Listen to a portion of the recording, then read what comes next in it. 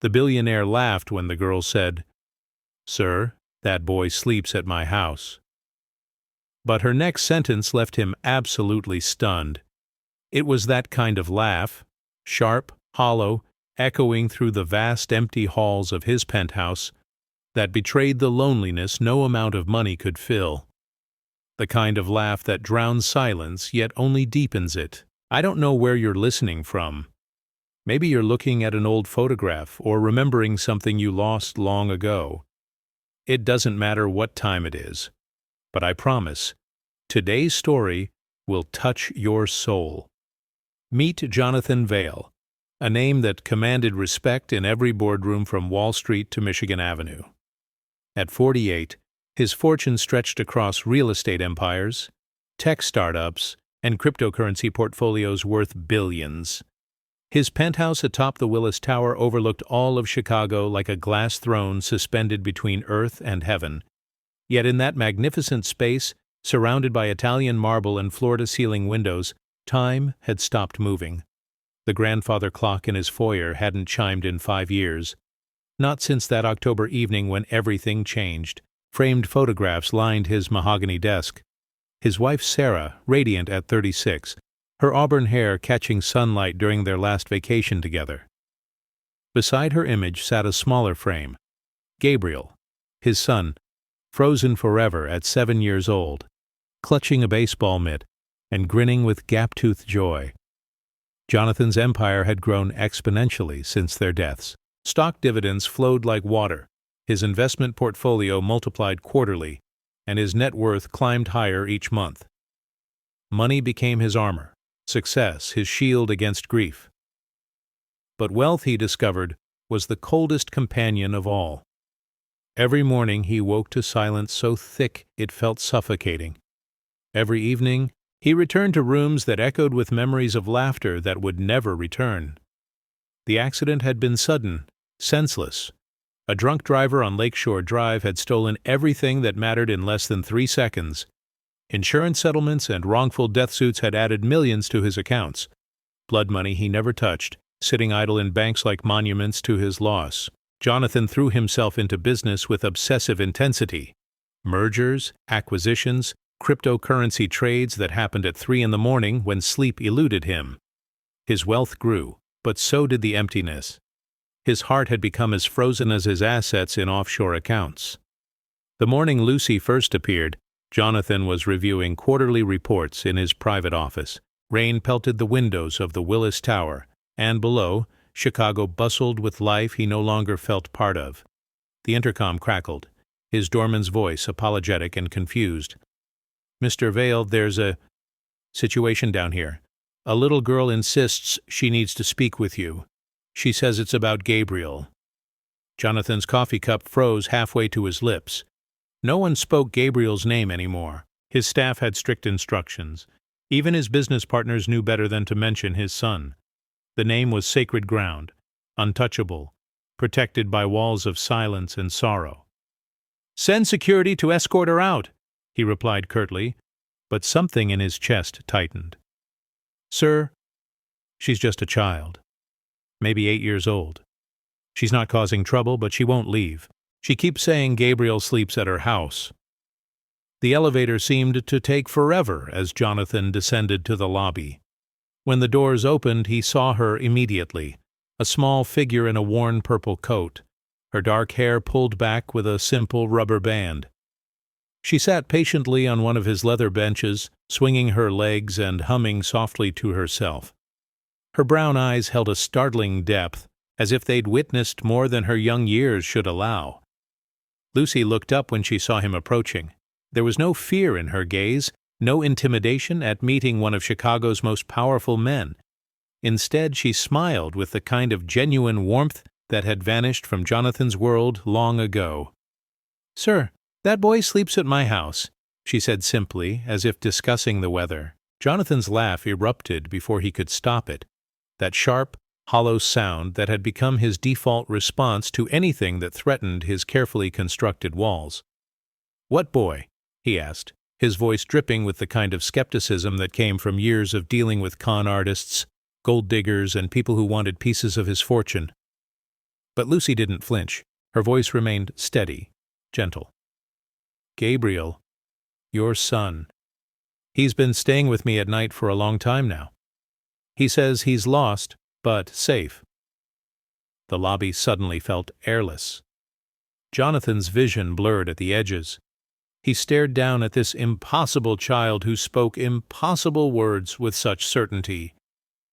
That's not possible," he whispered, his carefully controlled facade cracking.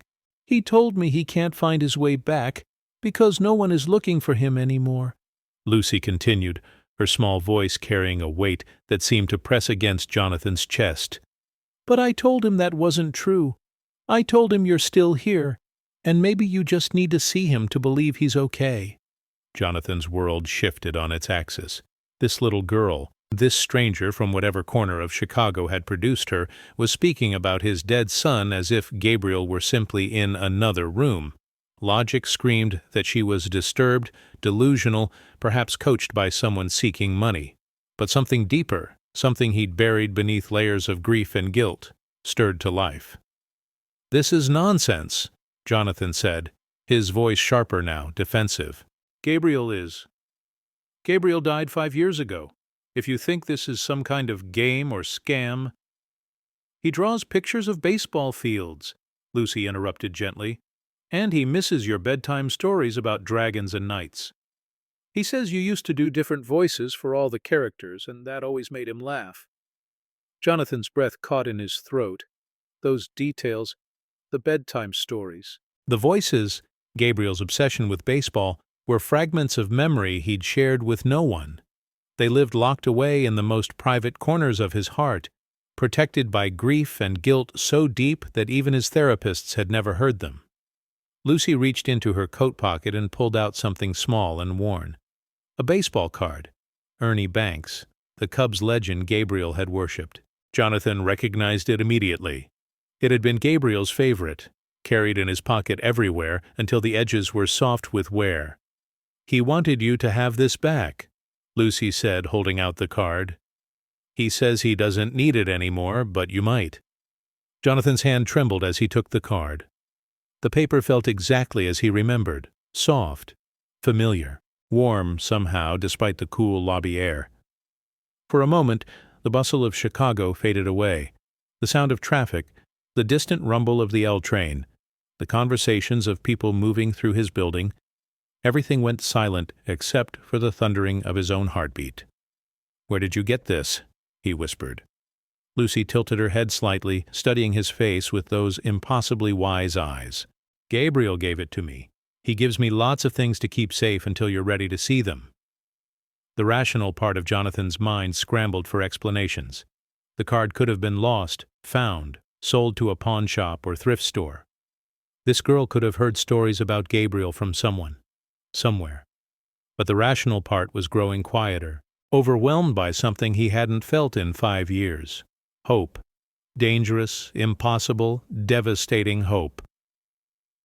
"I don't understand," Jonathan said, and for the first time in years, admitting ignorance didn't make him feel weak. It made him feel human. Lucy stood up from the bench, smoothing down her purple coat. "You don't have to understand everything right away." "Yes," she said with the patience of someone much older. "Sometimes believing comes first, and understanding follows later. Gabriel taught me that." She turned to leave, her small shoes squeaking softly against the marble floor. At the elevator, she looked back over her shoulder. "I live in Pilsen, near Halsted Street. If you ever want to come see him, he's usually there after dinner. He likes to help me with homework, even though he says math is still hard for him." The elevator doors closed with a gentle whisper, leaving Jonathan alone in his vast lobby, clutching a worn baseball card and feeling as if his entire world had just shifted into a dimension he didn't recognize. Around him, Chicago continued its relentless pace, commuters hurrying past his windows, car horns honking in the distance, the city's heartbeat pulsing with life and energy that suddenly seemed less foreign than it had moments before. That night, Jonathan did something he hadn't done in 5 years.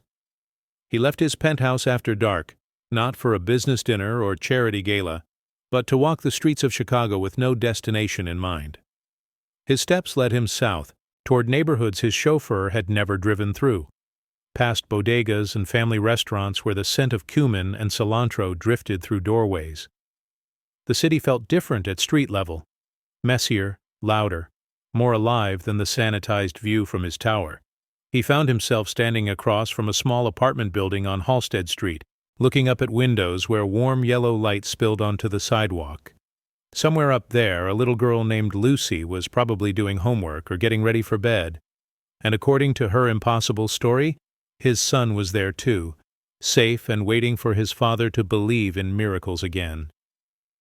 Jonathan stood in the Chicago wind, his expensive coat whipping around his legs, clutching a baseball card and wondering if grief had finally driven him mad. But for the first time in 5 years, madness felt like hope. And hope, he was beginning to remember, was the most dangerous fortune of all. The next few days passed in a haze of distraction.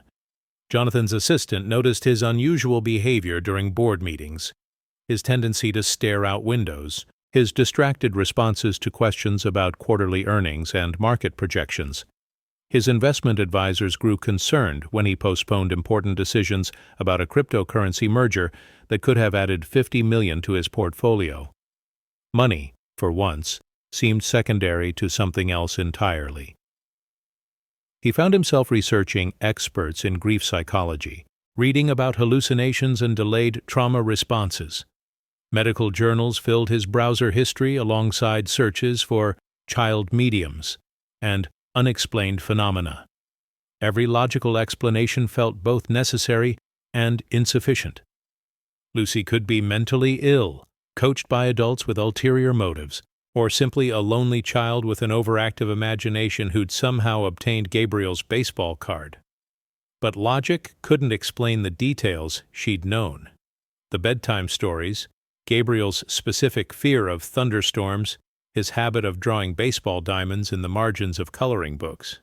These were memories Jonathan had shared with no one, fragments of fatherhood he'd guarded like precious assets in a vault no one else could access. 3 days after their first meeting, Lucy appeared again. This time she wasn't alone. A small scruffy dog trotted beside her, its fur a mixture of brown and white patches that reminded Jonathan of the stray Gabriel had begged to adopt just weeks before the accident. The dog's presence somehow made Lucy seem more real, more grounded in the ordinary world of Chicago sidewalks and city life. "His name is Patches," Lucy announced, as if continuing a conversation they'd been having for months. "Gabriel says he looks just like the dog he wanted to bring home." Jonathan knelt down, and Patches approached without hesitation, tail wagging with the kind of trust that only animals and children seemed capable of offering strangers. The dog's warm tongue licked Jonathan's hand, and for a moment he felt connected to something outside his own grief, something simple and purely alive. "Gabriel says you used to promise him a dog for Christmas," Lucy continued, settling cross-legged on the lobby floor beside them both. "A golden retriever, maybe, or a rescue from the animal shelter on Clybourne Avenue." The accuracy of these details continued to unsettle Jonathan, but his resistance was weakening. Each impossible truth Lucy spoke felt like a key turning in locks he'd installed around his heart.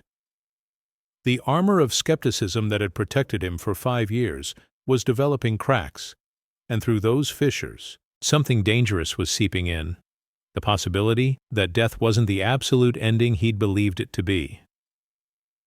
"Tell me about where you live," Jonathan said, his voice gentler than before. Lucy brightened, launching into descriptions of her world with the enthusiasm of childhood. Her apartment building was old but friendly, she explained, full of families from Mexico and Guatemala who filled the hallways with music and cooking smells. Her mother worked 2 jobs, cleaning offices downtown and stocking shelves at a grocery store on weekends. Money was always tight, but neighbors shared what they had. Mrs. Rivera made the best tamales on Christmas Eve, and Mr. Vasquez let kids play soccer in the courtyard behind the building. It was a world Jonathan had forgotten existed, communities bound together by something other than financial portfolios and business connections. Lucy described it with such vivid detail that he could almost smell the cilantro and hear the laughter of children playing in narrow hallways. "Gabriel loves it there," Lucy said simply. "He says it reminds him of when you lived in that smaller apartment before you got rich. He remembers helping you plant flowers on the fire escape and listening to Cubs games on an old radio." Jonathan's breathing stopped. That apartment, his first place with Sarah, a 2-bedroom walk-up in Lincoln Park where they'd lived during their early marriage, was another memory he'd sealed away. Gabriel had been a toddler then, barely old enough to walk, but he'd indeed loved playing on that tiny fire escape garden where Sarah had coaxed tomatoes and marigolds to grow in coffee cans and ceramic pots. "How could you possibly know about that?" Jonathan whispered. Lucy shrugged with the casual acceptance of childhood. "Gabriel remembers everything. He says forgetting would be too sad, so he keeps all the happy times safe instead." That afternoon, Jonathan did something unprecedented. He dismissed his chauffeur and took the L train south toward Pilsen. The elevated tracks carried him through neighborhoods he'd driven past but never truly seen, areas where his charitable foundation had donated money but where he'd never walked the streets or met the people who lived there. The train swayed and rattled with familiar Chicago rhythms, filled with the voices of construction workers heading home and mothers with strollers loaded with grocery bags. He found Lucy's building easily, a 3-story structure with red brick worn smooth by decades of Chicago weather. Music drifted from open windows and the scent of grilling meat mixed with exhaust from buses rumbling down Halsted Street. It was as different from his penthouse as Earth from Mars, but somehow it felt more alive, more connected to the actual pulse of human existence. Lucy appeared in the courtyard as if she'd been expecting him, though he'd told no one of his plans. She wore the same purple coat, but now he noticed the careful patches where someone had mended small tears. Her backpack looked heavy with textbooks, and her shoes bore the scuffs of a child who walked everywhere instead of riding in luxury cars. "Gabriel's been waiting," she said simply, leading him toward a small garden area where someone had planted flowers in recycled coffee cans and painted old tires. "He's happy you came." Jonathan looked around the empty courtyard, seeing only cracked concrete and urban vegetation struggling to grow in limited sunlight. But Lucy spoke to the air beside her with the casual familiarity of a conversation partner, nodding at responses only she could hear. "He wants to show you something," Lucy said, pulling a folded piece of paper from her backpack. "He's been working on it for weeks." The paper, when unfolded, revealed a child's drawing executed with careful attention to detail. It showed a tall building with many windows, and at the top, a stick figure with yellow hair stood behind glass, looking down at the city below. At the bottom of the page, another figure, smaller, with brown hair, reached upward with both arms extended. Between them, a golden line connected their hearts, drawn in crayon that had been pressed deeply into the paper. "He says you look sad up there," Lucy explained, pointing to the figure in the tower. "But he's not sad, because he knows you love him even when you can't see him." Jonathan's eyes filled with tears he'd been holding back for 5 years. The drawing was simple, childlike, but it captured something profound about loneliness and connection that no expensive therapy or pharmaceutical intervention had ever addressed. Here, in a cracked courtyard in Pilsen, a little girl was offering him a perspective on loss that felt both impossible and absolutely true. "Can I keep this?" he asked, his voice thick with emotion. Lucy nodded solemnly. "Gabriel made it for you. He says maybe now you won't feel so alone up there in the clouds." As Jonathan folded the drawing carefully and placed it in his wallet next to photos of Sarah and Gabriel, he realized something fundamental had shifted. For the first time in 5 years, he wasn't thinking about his net worth, his stock portfolio, or the countless business decisions waiting in his office. Instead, he was thinking about connection, about love that transcended physical presence, and about a little girl whose faith was reshaping his understanding of what was possible in a world he'd thought had no surprises left. The evening air carried the sounds of families gathering for dinner, children calling to each other across the courtyard, and music drifting from apartments where people lived closely together but not alone. Jonathan stood there as darkness fell over Chicago, surrounded by the kind of community his wealth had insulated him from, and for the first time since the accident, he didn't want to retreat to his tower in the sky. "Will you come back tomorrow?" Lucy asked as they walked toward the street where his driver waited with increasing nervousness in an expensive car that drew curious stares from neighbors. "Yes," Jonathan said, and meant it. "I think Gabriel and I have a lot of catching up to do." As the car pulled away from Halsted Street, Jonathan watched Lucy wave from the sidewalk until she disappeared into the maze of Chicago's South Side. In his wallet, Gabriel's drawing pressed against photos from another life, and for the first time in years, the past and present didn't feel like separate worlds at war with each other. They felt like different chapters in the same continuing story, one that might not be finished after all. Over the following weeks, Jonathan's visits to Pilsen became routine.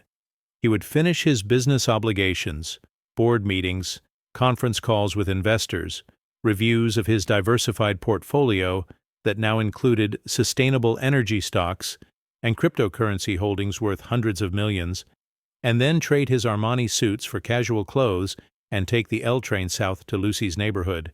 These visits revealed layers of Gabriel's presence that defied every rational explanation Jonathan could construct. Lucy knew his son's favorite Cubs players by name and batting average. She hummed melodies that Jonathan recognized from lullabies he'd sung during Gabriel's infancy. She drew pictures of places they had visited together: Navy Pier, Lincoln Park Zoo, the lakeside cabin where everything had ended. Most unsettling of all, Lucy began exhibiting mannerisms that were uniquely Gabriel's. The way she tilted her head when concentrating, her habit of organizing crayons by color before starting any drawing, her insistence on eating sandwiches cut diagonally, never straight across. These were intimate details of personality that no amount of research could have uncovered, private quirks that existed only in Jonathan's memories and nowhere else. "He does that thing with his tongue when he's thinking really hard," Lucy announced one afternoon while working on math homework. Jonathan looked up to see her unconsciously mimicking Gabriel's concentration pose, tongue barely visible at the corner of her mouth, brow furrowed in focused determination. "How do you—" Jonathan started, then stopped. The question was becoming meaningless. How didn't matter anymore. What mattered was that Gabriel's presence, whatever form it took, was healing something in Jonathan that 5 years of grief counseling and pharmaceutical intervention had barely touched. Dr. Ellen Morrison, Jonathan's therapist, expressed concern during their weekly sessions in her Michigan Avenue office, surrounded by degrees and certificates that proclaimed her expertise in trauma recovery and complicated grief.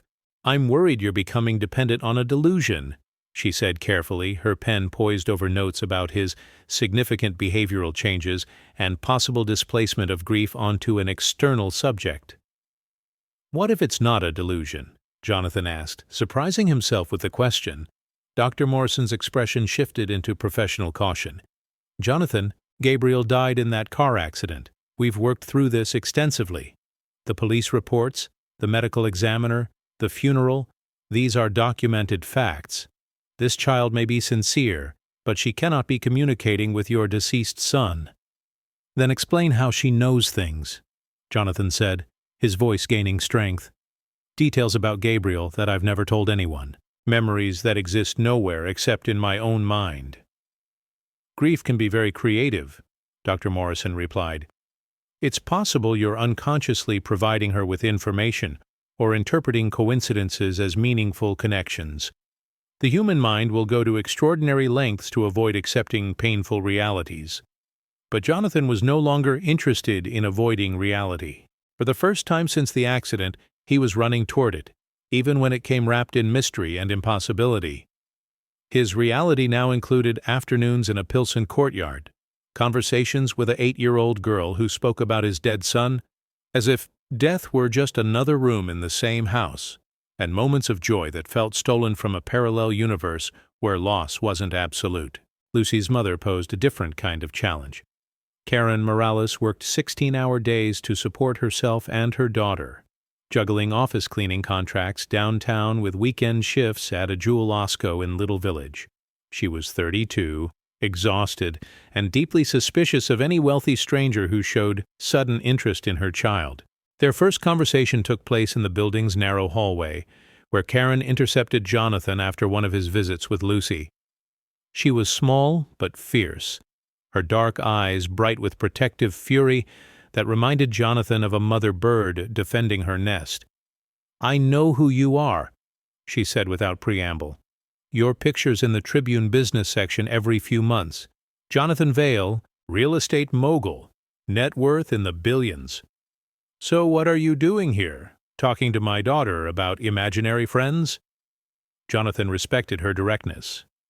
In Karen's position, he would have been equally suspicious. Wealthy men didn't visit Pilsen apartment buildings without ulterior motives, and Lucy was exactly the kind of vulnerable child that predators might target. "She says she's been talking to my son," Jonathan explained. "My son who died 5 years ago." Karen's expression softened slightly, but her protective stance remained unchanged. "Lucy has a big imagination. She talks to lots of people other people can't see. It's not healthy for a grown man to encourage that kind of fantasy." "What if it's not fantasy?"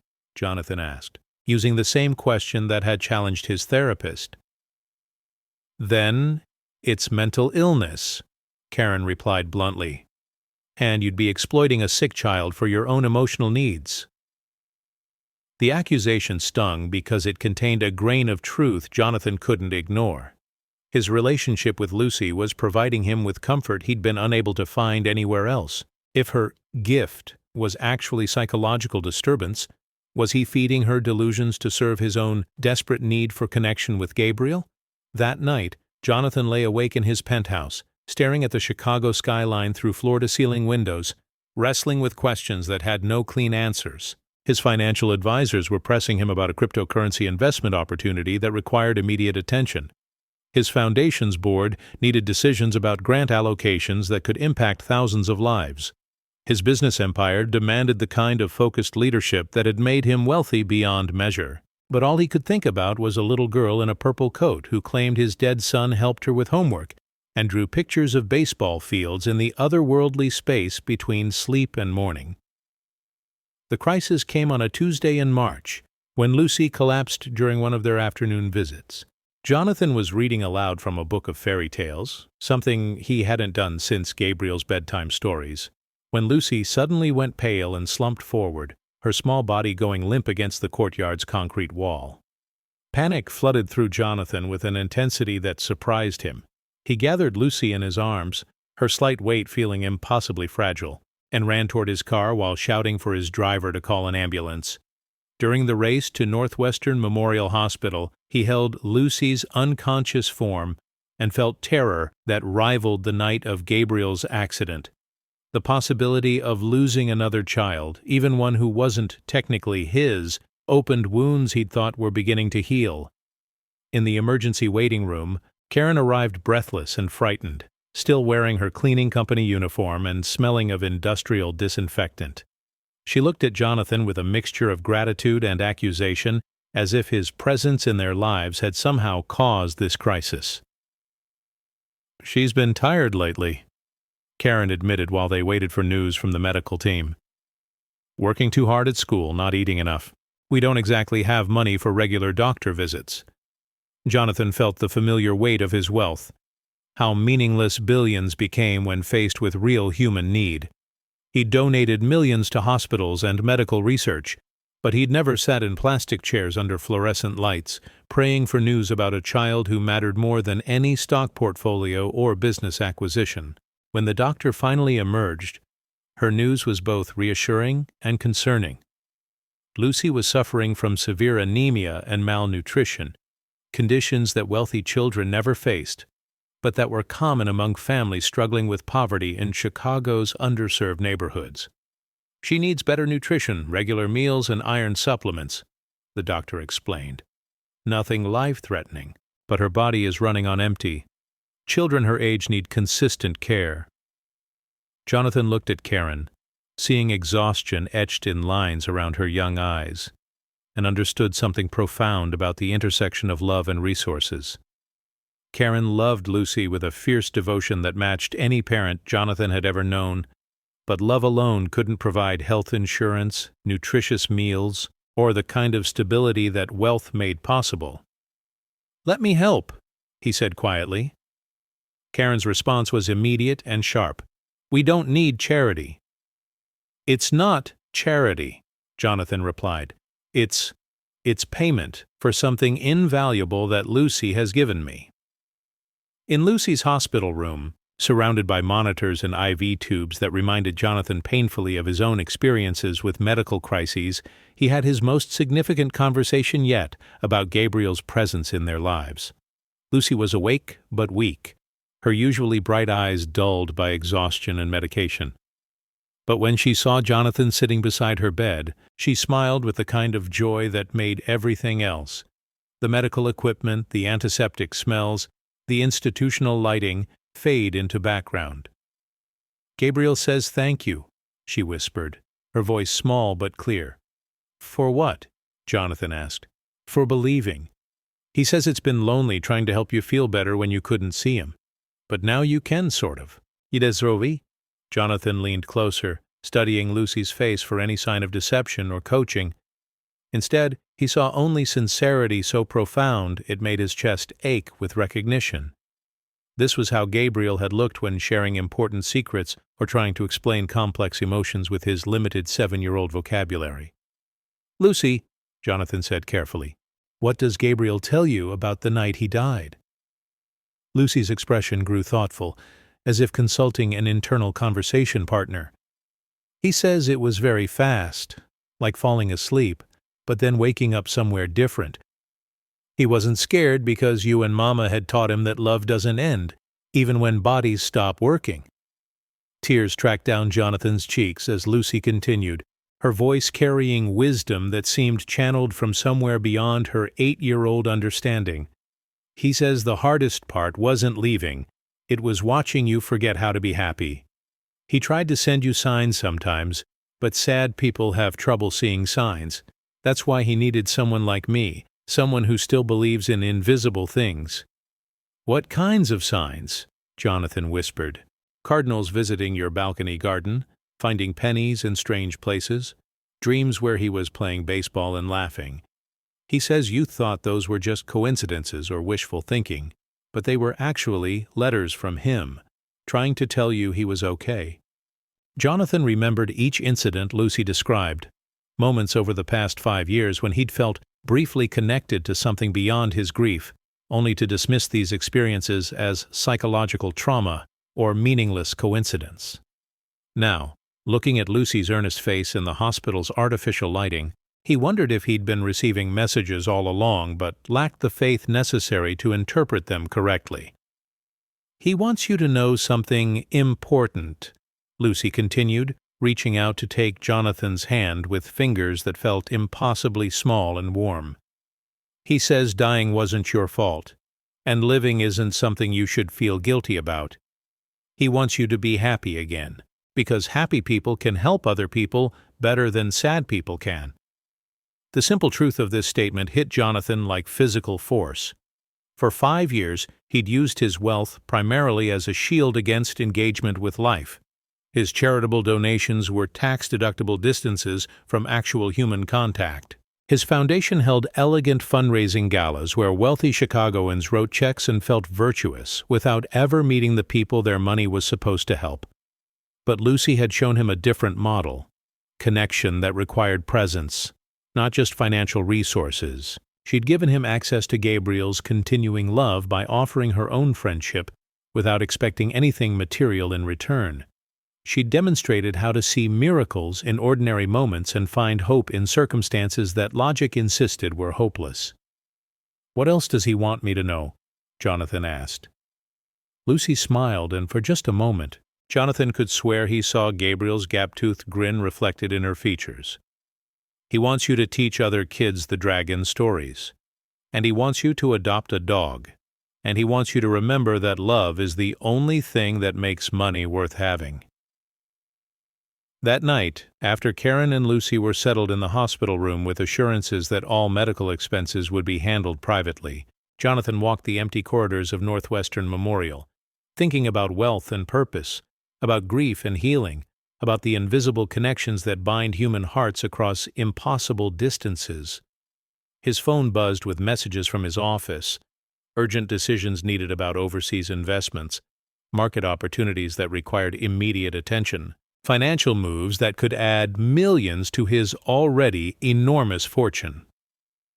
But for the first time in his adult life, money felt secondary to something infinitely more valuable: the possibility that love could transcend death, that healing could happen through service to others, and that sometimes the most profound wisdom came through the voices of children who hadn't yet learned to doubt miracles. By morning, Jonathan had made several decisions that would reshape both his business empire and his personal life.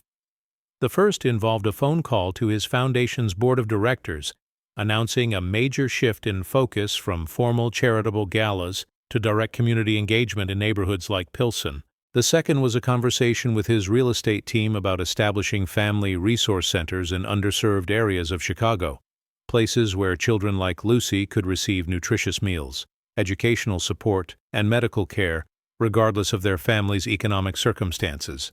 But the most important decision involved something much simpler: the recognition that Gabriel's love hadn't ended with his death, and that Lucy's gift, whatever its source, had opened a doorway to healing that no amount of money could have purchased independently. When Lucy was discharged from the hospital 2 days later, Jonathan was waiting with a car full of groceries for her family, a folder containing information about a scholarship program he was establishing for children in her neighborhood, and a promise that he would never again question the reality of love that transcended physical presence. "Gabriel says you're ready now," Lucy announced as they drove through Chicago's South Side toward her apartment building. "Ready for what?" Jonathan asked. Lucy smiled with the mysterious wisdom of childhood. "Ready to help other kids who need someone to believe in them. Ready to be the kind of person your son would be proud to call Papa." As their car turned onto Halsted Street, Jonathan realized that his journey through grief was transforming into something entirely different: a journey toward purpose that had nothing to do with accumulating wealth and everything to do with investing his resources in the kinds of miracles that happened when broken people found ways to help heal each other. The transformation of Jonathan's penthouse began subtly but accelerated rapidly over the following months. The grandfather clock that had remained silent for 5 years suddenly began chiming again, not because anyone had repaired it, but because Lucy had simply walked over during one of her visits and gently moved the pendulum with her small hand. The melodic Westminster chimes now marked each hour, filling the space with sounds of time moving forward instead of remaining frozen in grief. Windows that had remained sealed were open to let in Chicago's sounds: traffic humming below, wind whipping between buildings, the distant call of vendors in Grant Park. Fresh flowers appeared on tables where dusty silk arrangements had gathered cobwebs for years. The sterile silence that had characterized Jonathan's home gave way to something more alive, more connected to the world beyond his walls of wealth. Lucy's presence in his life had attracted other children as well. Word spread through Pilsen's tight-knit community about the billionaire who visited regularly, who listened to stories about imaginary friends, and who somehow understood that children possessed wisdom that adults had forgotten. Parents began bringing their own sons and daughters to meet the man whose foundation was now funding after-school programs, medical clinics, and grocery assistance for families struggling to make ends meet on Chicago's South Side. Each child who entered Jonathan's orbit seemed to carry their own invisible companions: deceased grandparents who still offered guidance, guardian angels who whispered comfort during nightmares, spirit guides who helped with homework and provided courage during difficult days. What had once seemed like Lucy's unique gift revealed itself as something more universal: children's natural ability to perceive love and connection that transcended physical death. 10-year-old Miguel spoke casually about his father, killed in a construction accident 2 years earlier, who still attended his soccer games and cheered from invisible bleachers. 8-year-old Sophia drew elaborate pictures of her baby brother, who had died at birth but continued to play with her during lonely afternoons when their mother worked late shifts at a downtown hotel. 7-year-old Marcus carried conversations with his grandmother, who had raised him before succumbing to diabetes, and who apparently continued offering advice about everything from clothing choices to friendship conflicts. Jonathan's therapist, Dr. Morrison, expressed increasing concern about his regression into magical thinking and his potentially harmful influence on vulnerable children. But Jonathan was experiencing the opposite of regression. For the first time since Gabriel's death, he felt fully present in his own life, engaged with purpose that extended beyond accumulating assets or expanding his investment portfolio. His business empire continued growing. His cryptocurrency holdings had tripled in value. His real estate investments were generating unprecedented returns, and his tech startup acquisitions were producing profit margins that amazed even seasoned venture capitalists. But wealth had become a tool rather than an obsession, a means of creating change rather than building walls against emotional connection. The Jonathan Vail Foundation was transformed from a traditional charity organization into something more immediate and hands-on. Instead of annual galas where Chicago's elite wrote tax-deductible checks, Jonathan established several community centers directly in neighborhoods where families struggled with poverty, violence, and systemic neglect. These centers offered free medical care, educational support, job training, and most importantly, spaces where children could be children without worrying about adult problems beyond their control. Lucy had become his unofficial advisor in these efforts, helping him understand which programs would actually benefit families versus which initiatives would merely satisfy wealthy donors' desire to feel philanthropic. Her insights, filtered through Gabriel's continuing presence in her life, possessed a practical wisdom that Jonathan's MBA education and decades of business experience had never provided. "Kids need places to be safe," Lucy explained, during one of their planning sessions in what had once been Jonathan's formal dining room, and was now transformed into a comfortable meeting space filled with children's artwork and family photos. Not just safe from bad people, but safe to dream about good things without worrying about money and food, and whether Mama will be okay. Gabriel, according to Lucy, had strong opinions about how Jonathan's resources could best help other children who had experienced loss. Art therapy programs that encouraged kids to draw pictures of deceased family members without fear of adult concern about unhealthy attachments. Support groups where children could discuss their relationships with invisible friends without being corrected or medicated. Educational initiatives that honored children's spiritual experiences rather than dismissing them as fantasy or psychological disturbance. "He says grown-ups forgot how to see the whole world," Lucy reported after one of her internal conversations with Gabriel. "They can only see the parts that make money or follow rules. But kids still know about the parts that are made of love and stories and dreams." Jonathan's penthouse increasingly resembled a community center rather than a luxury residence. Children's laughter echoed through rooms once characterized by funeral silence. The kitchen, previously used only by his housekeeper for preparing solitary meals, became a gathering place where Lucy and her friends baked cookies and prepared simple dinners for elderly neighbors who lived alone in their apartment building. His home office, once dominated by financial reports and investment charts, now featured a reading corner where children could examine picture books while their parents attended support groups or job training sessions.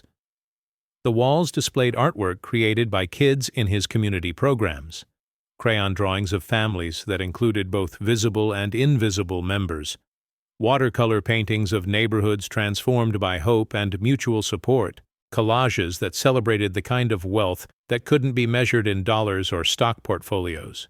The change in Jonathan's personal life extended beyond his physical environment. For the first time since Sarah and Gabriel's deaths, he began forming friendships based on shared values rather than business connections. Karen, initially suspicious of his intentions toward Lucy, gradually became a trusted friend whose practical wisdom balanced his financial resources with street-smart understanding of community needs. Other parents from Pilsen and the surrounding neighborhoods became regular visitors, sharing their own stories of loss and resilience while contributing to programs that benefited everyone's children. Maria, whose husband had died in Iraq, organized support groups for military widows. Roberto, a single father raising 3 kids while working construction, helped establish job training programs that connected community members with living-wage employment opportunities. Elena, a grandmother caring for her daughter's children after a drug overdose, created mentorship programs that paired experienced parents with younger families struggling with similar challenges. These relationships provided Jonathan with something his wealth had never delivered: genuine community with people who valued him for his contributions to their shared goals rather than his ability to write large checks or provide business connections. For the first time in years, his social calendar included birthday parties for children, potluck dinners in community centers, and informal gatherings where the primary entertainment consisted of storytelling rather than networking.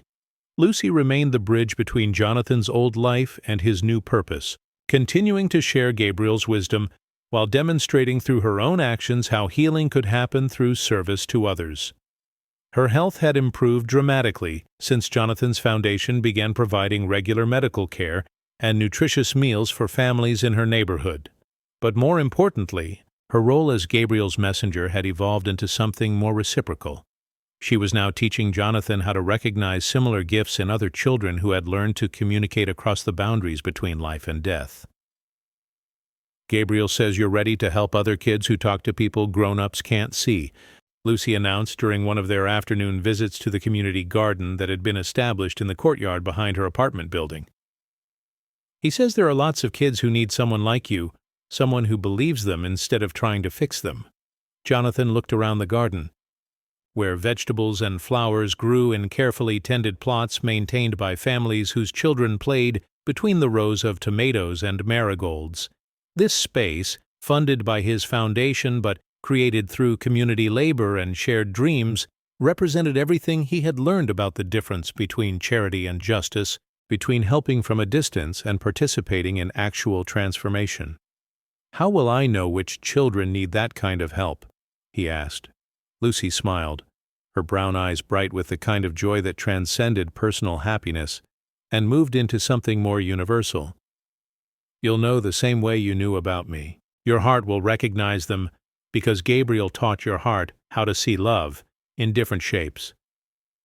That evening, as Jonathan sat in his penthouse watching the sun set over Chicago's skyline, he reflected on the year since Lucy had first appeared in his lobby with her impossible story about Gabriel sleeping at her house.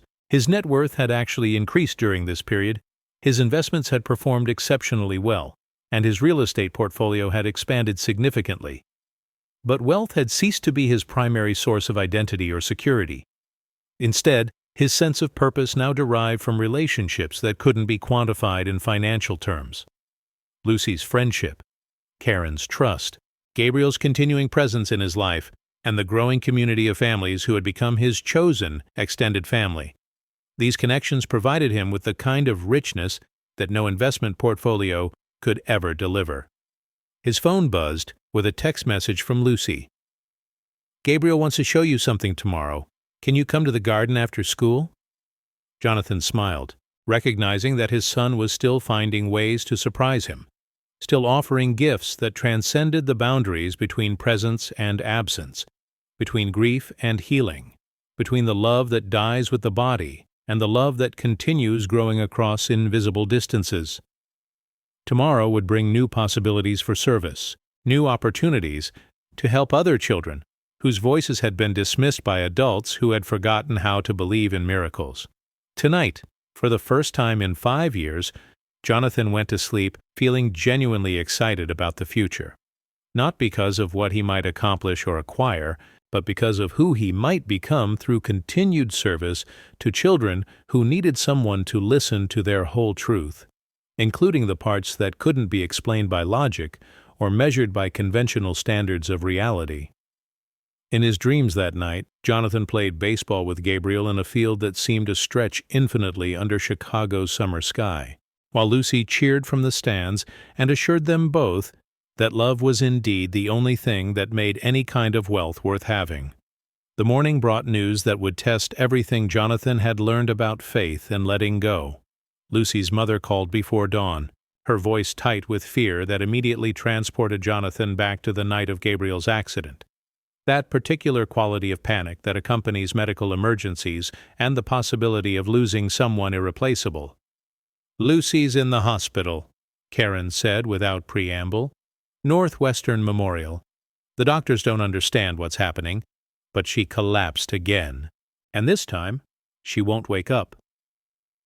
Jonathan was dressed and in his car within minutes, racing through Chicago's early morning traffic with the kind of desperation he hadn't felt since the night his own family had been taken from him. The irony wasn't lost on him, that learning to love again meant opening himself to loss again, that healing his heart had made him vulnerable to the same kind of devastation that had nearly destroyed him 5 years earlier. At the hospital, he found Karen in the same waiting area where they had sat months before during Lucy's first health crisis. But this time, her expression carried a deeper fear, the look of a mother facing the possibility that love might not be enough to protect the person who mattered most in her world. "They're running tests," Karen explained, accepting the coffee Jonathan brought from the cafeteria vending machine. "Her brain activity is normal, but she won't respond to anything. It's like she's somewhere else entirely." Jonathan sat beside Karen in the uncomfortable plastic chairs, surrounded by the antiseptic smells and fluorescent lighting that characterized medical crises everywhere. But instead of the helpless rage that had consumed him during Gabriel's final hospital stay, he felt something different. A deep sadness, certainly, but also a strange sense of acceptance that surprised him with its peacefulness. "What do you think is happening to her?" he asked Karen. Karen looked at him with eyes that held exhaustion and confusion in equal measure. "I don't know. The rational part of me thinks it's medical. Maybe she's been working too hard at school, not eating enough, pushing herself beyond what an 8-year-old body can handle. But?" Jonathan prompted gently. "But there's another part of me that wonders if this has something to do with Gabriel. Like maybe helping you heal took something out of her that she can't get back." The possibility that Lucy's illness might be connected to her role as Gabriel's messenger created a new layer of complexity in Jonathan's understanding of their unusual relationship. If her gift came at a personal cost, if serving as a bridge between worlds had depleted her own life force, then his acceptance of her help had potentially put her in danger.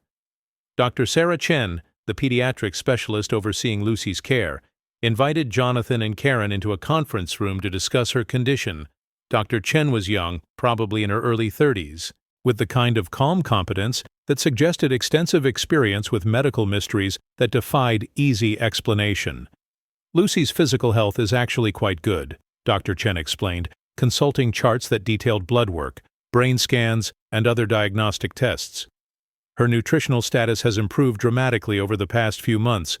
Her anemia has resolved, and there's no evidence of infection, trauma, or any underlying medical condition that would explain her current state." "Then why won't she wake up?" Karen asked, her voice carrying the sharp edge of maternal fear. "Medically speaking, I can't provide a definitive answer," Dr. Chen admitted. "Her brainwaves indicate normal sleep patterns, but she doesn't respond to stimuli that should wake her. It's as if she's choosing to remain unconscious, though that's not scientifically accurate terminology." Jonathan leaned forward in his chair, thinking about the conversations he'd had with Lucy about Gabriel's presence in her life, about her role as a messenger between worlds, about the exhaustion she'd begun showing in recent weeks. "Is it possible," he asked carefully, "that this is psychological rather than physical? That she's withdrawing from something that's become too difficult for her to handle?" Dr. Chen nodded thoughtfully. "That's certainly within the realm of possibility. Children sometimes develop what we call conversion disorders, physical symptoms that result from emotional or psychological stress. If Lucy has been dealing with pressure or responsibility that exceeds her developmental capacity, her mind might have found a way to escape that doesn't involve conscious decision-making." The implication was clear. If Lucy's role as Gabriel's messenger had become too burdensome, her unconscious mind might have chosen sleep as a way to avoid responsibilities she couldn't handle. Jonathan felt a wave of guilt that rivaled anything he'd experienced during his darkest periods of grief following Gabriel's death. Had his need for connection with his son put an innocent child in psychological danger? "Can I see her?" he asked.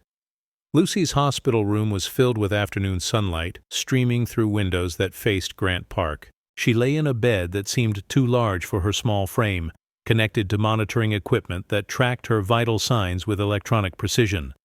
But her face was peaceful, almost serene, as if she were enjoying particularly pleasant dreams rather than trapped in medical crisis.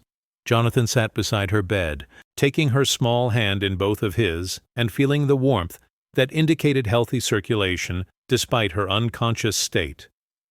For several minutes, he simply sat in silence, listening to the rhythmic beeping of machines and the distant sounds of hospital activity beyond her closed door. "Gabriel," he said quietly, feeling somewhat foolish but determined to explore every possible avenue for reaching Lucy. "If you can hear me, if Lucy is with you somehow, please let her know that she's done enough. She's helped me more than anyone ever could, and I don't want her to sacrifice herself for my healing." The room remained quiet except for medical sounds, but Jonathan continued speaking, addressing both Lucy and the son whose presence had transformed his life through her voice. "I understand now what you both have been trying to teach me. Love doesn't end with death, but it also doesn't require anyone to carry burdens that are too heavy for them. Lucy needs to be a regular 8-year-old kid, not a bridge between worlds. She needs to play and learn and grow up without feeling responsible for my relationship with you." He paused, studying Lucy's peaceful face for any sign of response, any indication that his words were reaching her wherever her consciousness had retreated. "Gabriel, I love you. I will always love you. But I don't need Lucy to prove that your love continues. I can feel it directly now, in the work I'm doing, in the children I'm helping, in the community that's become my family. Lucy gave me the gift of believing again, but she doesn't need to keep giving pieces of herself to maintain that belief." As if responding to his words, Lucy's fingers moved slightly within his grasp. Not quite conscious motion, but something more than the automatic reflexes that Dr. Chen had tested during her examinations. Jonathan squeezed her hand gently and continued speaking, now addressing her directly. "Lucy, you've been the most extraordinary friend I could ever have imagined. You showed me how to see miracles in ordinary moments and how to find purpose in helping other people. You taught me that wealth only has meaning when it's used to create opportunities for love and healing. You gave me Gabriel back, not because you had magic powers, but because you had faith and courage enough to share that faith with someone who had stopped believing in anything good." Lucy's eyelids fluttered, a subtle movement that might have been coincidental but felt significant to Jonathan's newly trained perception of invisible connections and meaningful coincidences. "You don't need to carry my grief anymore," he continued. "You don't need to be Gabriel's voice or my teacher or anyone's savior. You just need to be Lucy. A smart, funny, wonderful kid who deserves to have her own life filled with her own dreams and adventures." This time Lucy's eyes opened slowly, focusing first on the ceiling and then shifting to meet Jonathan's gaze with the kind of recognition that indicated full consciousness rather than medical awakening. "Hi, Mr. Jonathan," she said softly, her voice hoarse from unconsciousness but carrying the familiar warmth that had characterized all their interactions. "Hi, Lucy," Jonathan replied, feeling tears of relief track down his cheeks. "How are you feeling?" Lucy considered the question with the seriousness she brought to all important matters. "Tired," she said finally, "like I've been traveling very far away and just got home." "Where did you go?" Jonathan asked gently. Lucy smiled, and for a moment Jonathan caught a glimpse of something that looked like Gabriel's expression reflected in her features. Not supernatural possession, but the kind of family resemblance that develops between people who spend significant time together, even across impossible distances.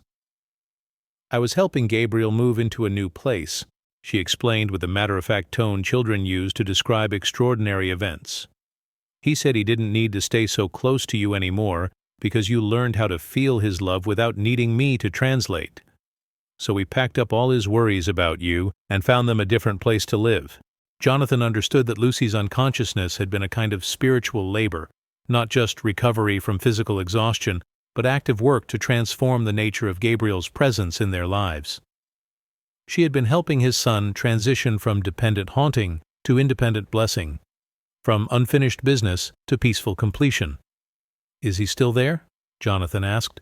"Can you still talk to him?" Lucy nodded, but her expression suggested that their relationship had evolved into something different. "He's still around, but more like how grandparents are around, checking in sometimes, sending love but not needing to help with everything. He says he's proud of you and excited to watch you help other kids who need someone to believe in them." Dr. Chen, who had been monitoring from the doorway, entered the room to conduct a preliminary examination that confirmed Lucy's return to normal consciousness and responsiveness. Her vital signs remained stable, her reflexes were appropriate, and she showed no indication of the conversion disorder symptoms that had characterized her unconscious period. "I'd like to keep her under observation for another day or two," Dr. Chen explained to Karen, who had joined them in the room and was crying with relief while holding Lucy's hand. "But medically speaking, she appears to have made a complete recovery from whatever caused her unconscious episode."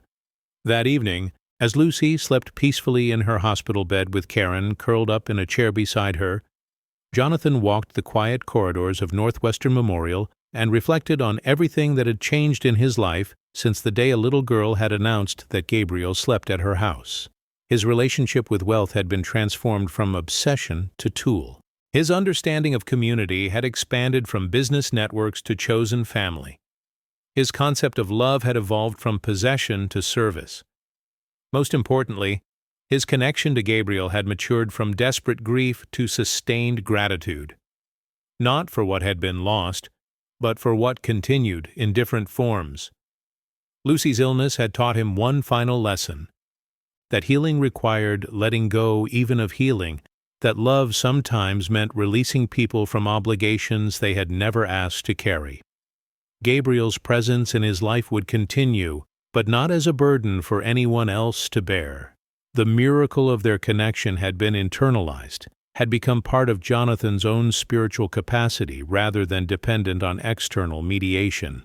His phone buzzed with messages from the community center staff, from parents whose children participated in foundation programs, from business associates who needed decisions about investment opportunities and market strategies. Jonathan responded to urgent matters but postponed others, recognizing that his work in the world would continue expanding, but from a foundation of inner peace rather than desperate need for purpose. 3 days later, Lucy was discharged from the hospital with clean bills of health and strict instructions to maintain the kind of balanced life appropriate for an 8-year-old child.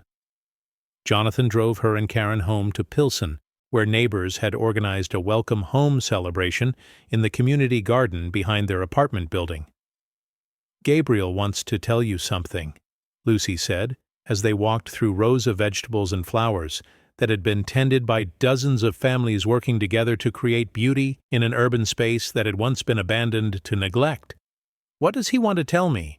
Jonathan asked, prepared for this to be one of their final conversations that included Gabriel's direct voice.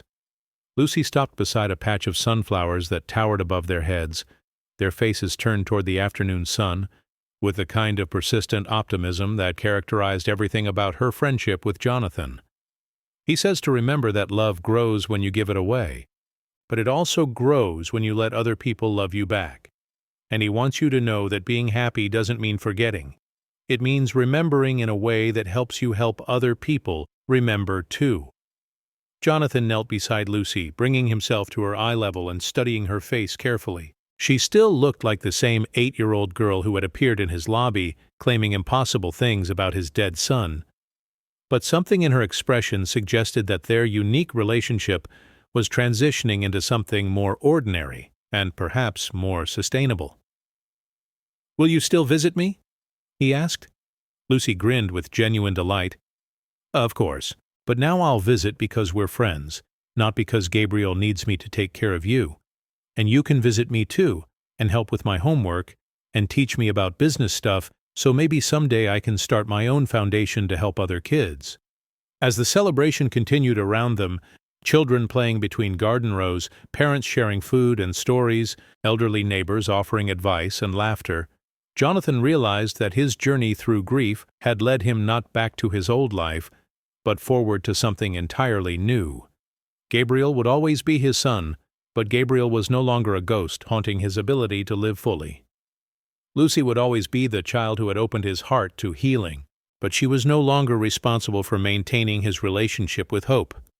The community gathered in this urban garden represented his actual family now, not people connected by blood or business interests, but people connected by shared commitment to creating spaces where children could grow up, surrounded by love and possibility.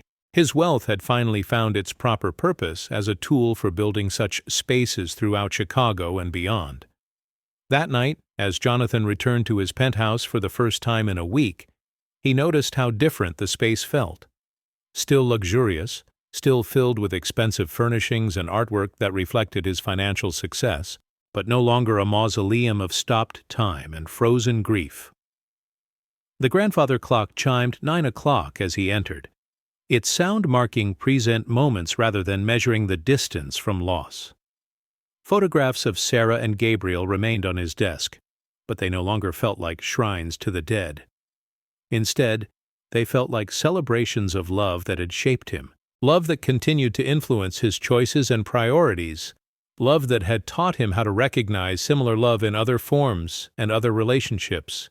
His phone held 17 messages from Lucy, sent with Karen's help from her recovery room, pictures of flowers in the hospital garden, voice recordings of songs she wanted him to hear, and one video message that simply showed her waving at the camera while saying, "Thank you for believing in invisible friends."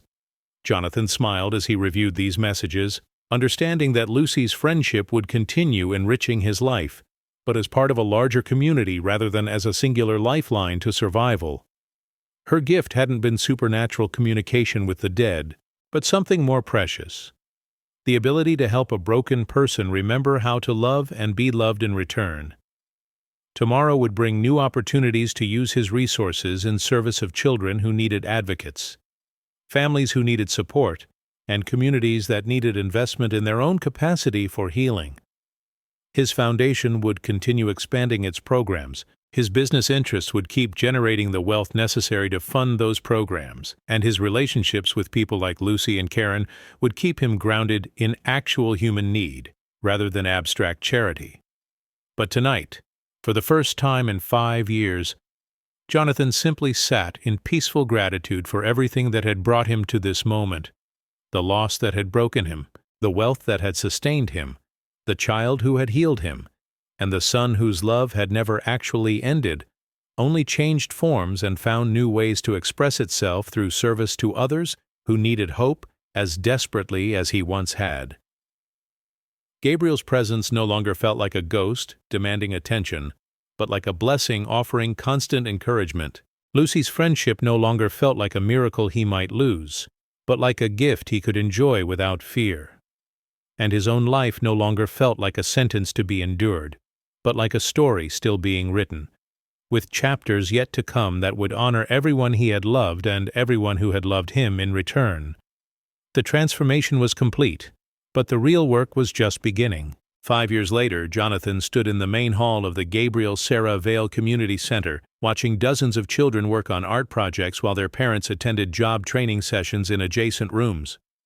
The building, a converted warehouse in Pilsen, buzzed with the kind of productive energy that comes from people working together toward shared goals. Lucy, now 13 and growing into the kind of confident teenager who made adults optimistic about the future, served as a volunteer coordinator for the center's youth programs. She moved between tables of younger children with easy authority, helping with homework, mediating minor conflicts, and demonstrating the patience that comes from understanding how much difference one caring adult can make in a child's life. "Mr. Jonathan," called Miguel, now 15, and preparing for college with a scholarship from Jonathan's foundation. Can you help me with this essay about community service?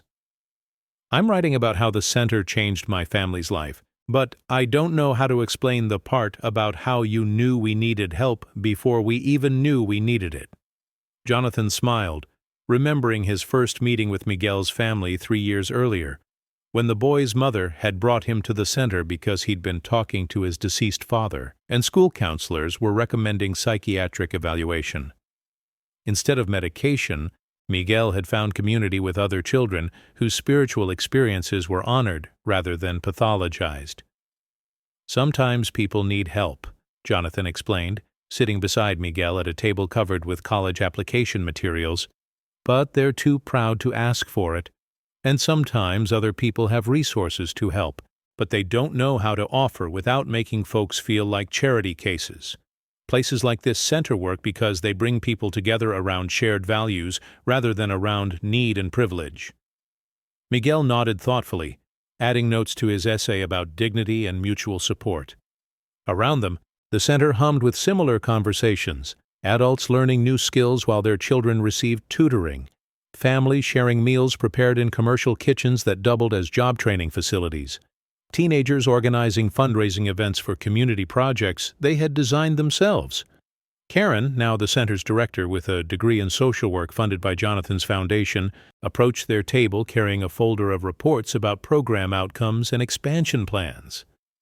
The Chicago Foundation for Children's Services wants to replicate our model in Milwaukee and Detroit, she announced, settling into a chair beside Jonathan. They're particularly interested in our approach to supporting children who report spiritual experiences. Apparently, we're the only program in the Midwest that treats those reports as potentially legitimate rather than automatically concerning. Jonathan felt a deep satisfaction at hearing this news.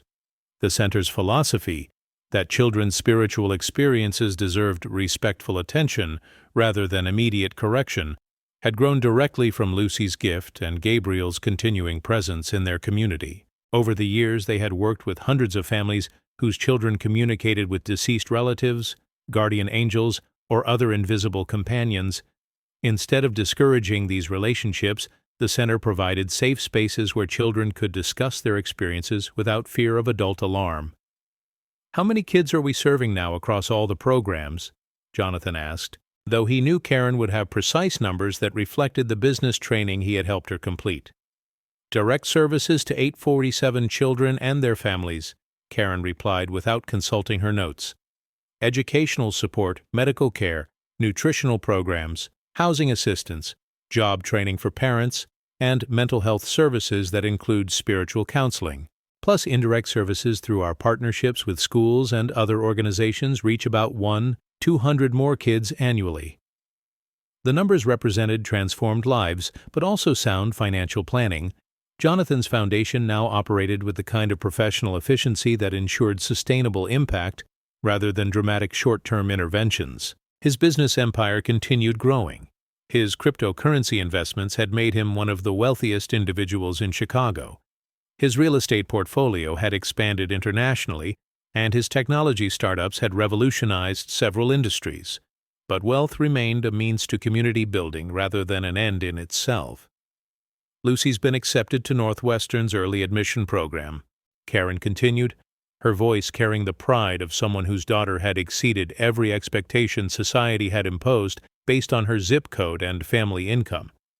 "She wants to study psychology and social work so she can eventually take over the foundation." Jonathan looked across the room at Lucy, who was currently teaching a group of 6-year-olds how to draw portraits of their families that included both visible and invisible members. Her patience with their questions, her respect for their spiritual experiences, and her natural leadership abilities suggested that the foundation would indeed be in excellent hands when the time came for transition. "Gabriel would be so proud of her," Jonathan said softly, using the present tense that had become natural when referring to his son's continuing influence on their work. "He is proud of her," Lucy corrected from across the room, demonstrating the enhanced hearing that teenagers develop when adults discuss their futures. "And he's proud of you, too. He says the center is exactly what he hoped would happen when he sent me to find you." The casual way Lucy referenced Gabriel's presence had evolved over the years from startling to comforting. She no longer served as his primary messenger. That intense spiritual labor had ended during her hospitalization, but she retained a connection that provided occasional guidance and frequent reassurance that their work honored the love that had brought them together. Dr. Morrison, Jonathan's former therapist, had eventually come to understand that his magical thinking had produced measurably positive outcomes in his own life and the lives of hundreds of other people. She now referred clients to the center when traditional therapeutic approaches seemed insufficient for addressing spiritual concerns, and she had co-authored several academic papers about the role of faith and community in trauma recovery. The really interesting thing, Dr. Morrison had observed during one of their final sessions, is that it doesn't actually matter whether Gabriel's presence is metaphysically real or psychologically created. The impact is identical either way. Your belief in continuing connection allowed you to transform grief into service, isolation into community, and trauma into healing. From a therapeutic perspective, that's successful treatment regardless of the underlying mechanism. Jonathan appreciated her clinical perspective, but his own understanding had moved beyond questions of mechanism to focus on outcomes. Gabriel's love, expressed through Lucy's friendship and channeled into community service, had created tangible improvements in hundreds of lives. Whether that love originated from a surviving consciousness or from Jonathan's own capacity for healing mattered less than its demonstrable effects in the world. This evening, the center was hosting its annual celebration, part fundraiser, part community gathering, part spiritual service. Families from throughout Chicago's South Side had contributed food, music, and artistic performances. Business leaders and foundation board members mixed casually with parents whose children benefited from center programs. Children who had aged out of direct services returned as volunteers and donors, creating the kind of generational continuity that ensured long-term sustainability. Lucy took the microphone during the formal program, her teenage poise impressing adults who remembered her as the 8-year-old girl whose friendship had launched this entire enterprise. 5 years ago, she began, her voice carrying the confidence that comes from being heard and believed throughout childhood. I met a very sad man who had forgotten how to believe in love that lasts forever. He thought losing people meant losing their love too, and he was using his money to build walls instead of bridges. Jonathan listened from his seat at a table surrounded by staff members, board members, and community partners who had become his chosen family over the past half-decade. But love is stronger than walls, Lucy continued, and sometimes when people need to remember that, love sends them exactly the right teacher at exactly the right time. For Mr. Jonathan, love sent him me, but really, love sent him all of us. This whole community of people who know that helping each other is the best way to honor the people we've loved and lost. The audience included dozens of children whose spiritual experiences had been validated rather than pathologized, parents whose economic struggles had been addressed with dignity rather than charity, and community leaders whose grassroots wisdom had been combined with financial resources to create sustainable change. The most important thing I've learned, Lucy concluded, is that love never really dies.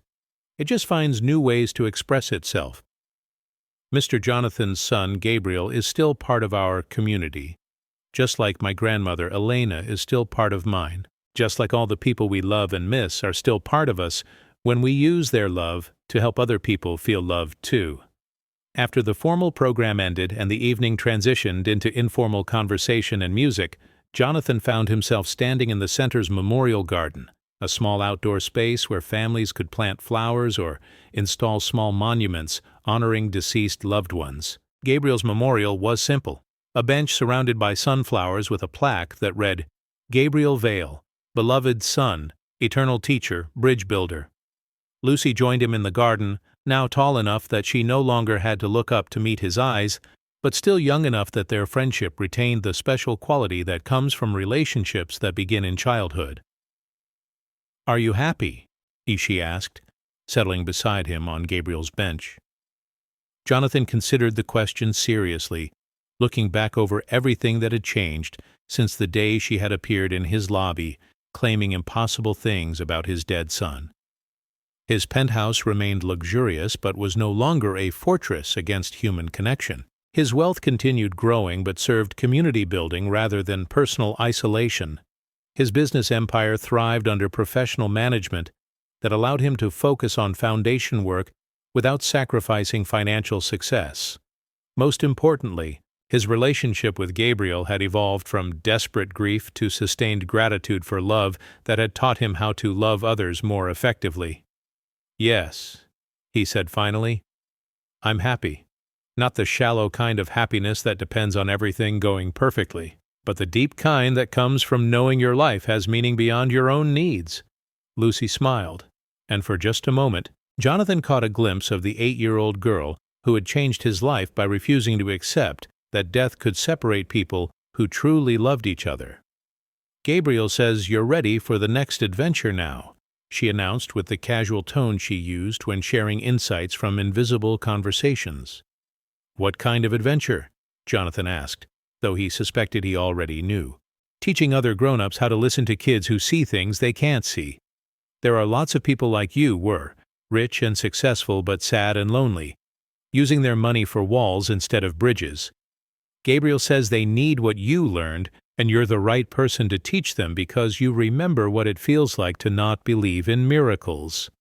Jonathan nodded, understanding that his personal healing had prepared him for a larger mission.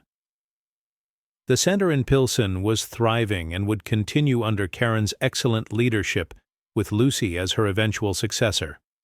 His foundation had developed replicable models for community-based family support that could be implemented in cities throughout the country. His business interests were generating more than enough wealth to fund expansion of these programs.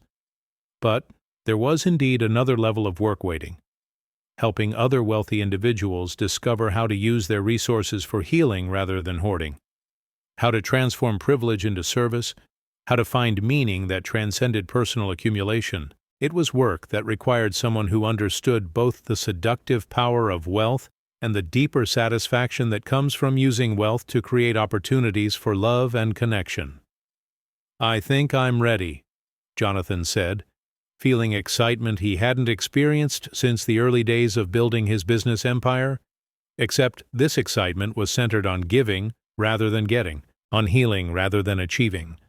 They sat together in comfortable silence, surrounded by flowers planted in memory of people whose love continued to influence the living. The sounds of the celebration continued inside the building: children's laughter, adult conversation, music that celebrated both loss and renewal. "You know what the best part is?" Lucy asked as the evening wound down and families began gathering their belongings to head home. "What's the best part?"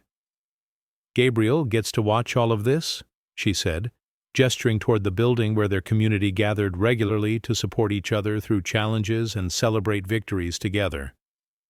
"He gets to see how his love grew into something that helps hundreds of people. He says that's the best kind of forever, when your love keeps helping people even after your body stops working." Jonathan felt tears of gratitude rather than sadness as he considered the truth of Lucy's observation. Gabriel's death had been tragic, senseless, devastating, but Gabriel's love had become the foundation for healing that extended far beyond their family to touch lives throughout Chicago and beyond. As they walked back toward the building to help with cleanup, Jonathan realized that grief had indeed transformed into something else, not forgetting but remembering in ways that honored loss by creating love. His son's brief life had mattered not just to his nuclear family, but to hundreds of children who now grew up in communities designed around the values Gabriel had embodied: curiosity, compassion, faith in invisible connections that bind people together across time and space. "Thank you," Jonathan said to Lucy as they reached the building's entrance, where families were saying their goodbyes and children were distributing artwork to take home to refrigerators and bedroom walls. "For what?" Lucy asked with genuine curiosity. "For believing in miracles when I had forgotten how. For trusting me with Gabriel's love. For showing me that healing happens through helping other people heal." Lucy hugged him with the fierce appreciation that characterizes the best friendships. those relationships that begin in need but mature into mutual respect and shared purpose. "Gabriel says to tell you that the real miracle was never him talking to me," she whispered. "The real miracle was you learning how to hear love speaking in all the different ways it speaks, and now you get to teach other people how to listen too." As Jonathan drove home through Chicago's nighttime streets, past neighborhoods where his foundation's community centers provided safe spaces for children and families, past businesses where his investment strategies had created jobs and opportunities, past the hospital where Lucy had recovered from her spiritual labor, and where countless other children now received medical care regardless of their family's ability to pay, he reflected on the journey that had brought him to this point. 5 years ago, he had been among the wealthiest men in Chicago, but among the poorest in terms of what actually mattered. Tonight, his financial worth had multiplied exponentially, but his real wealth lay in relationships that couldn't be quantified. Lucy's friendship, Karen's trust, Gabriel's continuing love, and the community of families who'd become his chosen extended family through shared commitment to children's welfare. The future held new challenges, expanding foundation programs to other cities, training wealthy individuals to use their resources for community building, developing sustainable models for addressing poverty that emphasize dignity and mutual support rather than traditional charity approaches. But these challenges felt like opportunities rather than obligations, adventures rather than burdens. Most importantly, Jonathan no longer worried about losing what mattered most to him. Gabriel's love had proven itself stronger than death, Lucy's friendship had matured beyond dependence on supernatural mediation, and the community they had built together had developed its own momentum for healing and growth.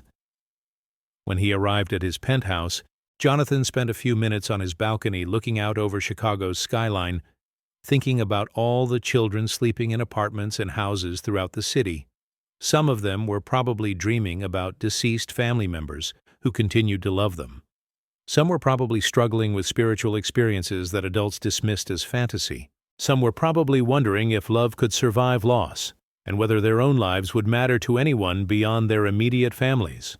Tomorrow, Jonathan would continue working to ensure that these children found communities where their experiences were honored, their needs were met, and their natural wisdom was recognized as a resource rather than a problem to be corrected. His wealth would continue growing, but more importantly, his capacity to use that wealth effectively would continue expanding through relationships with people who understood both the possibilities and responsibilities that come with resources.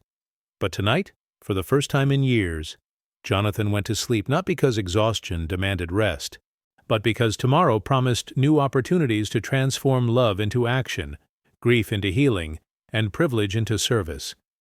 In his dreams, Gabriel was waiting, not as a ghost requiring attention or a wound demanding healing, but as a beloved son whose love had taught his father how to love more broadly and effectively. They played catch in an infinite field, while Lucy cheered from the stands, and all around them, children who had been helped by their community partnerships laughed and played, and grew up surrounded by adults who believed in their capacity for wisdom, resilience, and love. And you, have you ever met someone small who changed your life in an immense way? Have you discovered that the greatest wealth comes not from what we accumulate, but from what we give away in service of love? Tell me your story in the comments below. If this story touched your heart, leave a like and subscribe so this message reaches another soul who needs to remember that love never truly dies. It just finds new ways to help us help each other. Because in the end, that's what makes life worth living. Learning how to love so well that our love keeps growing even after we're gone. Creating communities where every child knows they matter, and where every adult remembers that the most profound miracles happen when broken people help heal each other's wounds.